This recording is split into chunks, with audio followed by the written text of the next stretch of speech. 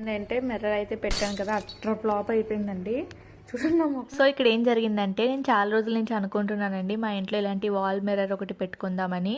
రీసెంట్గా బయటకు వెళ్ళినప్పుడు డ్రీమ్ ల్యాండ్ నుంచి వాల్ మిర్రర్ అయితే తెచ్చుకున్నాను. మరి అదే విధంగా చాలా కాన్ఫిడెంట్గా అయితే వాల్ మిర్రర్ అయితే సెట్ చేశానండి.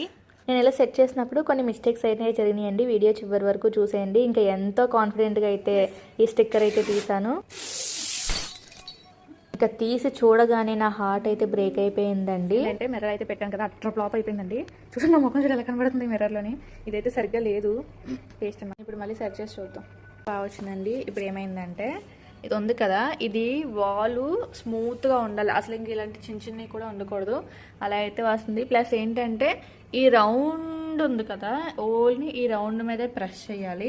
మధ్యలో అయితే ప్రెస్ చేయకూడదు. ఈ రౌండ్ మీద ప్రెస్ చేస్తేనే వస్తుంది. మధ్యలో ప్రెస్ చేస్తే షేప్ మారిపోతుంది.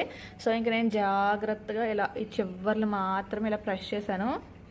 అయినా నేను అనుకుంటూనే ఉంటాను ఇలాంటి ఎక్స్పెరిమెంట్లు అన్నీ మా ఆయన వచ్చిన తర్వాత చేయాలి. నేను ఏం చేసినా సరే కొలాప్స్ అయిపోద్దని. బట్ ఆగదు కదా, కొత్త ఏమైనా వస్తే చేసేసే వరకు నాకు అసలు నిద్ర పట్టదు. అది ఒక్కోసారి కొలాప్స్ అయిపోద్ది, ఇలాగే ఫెయిల్ అయిపోద్ది.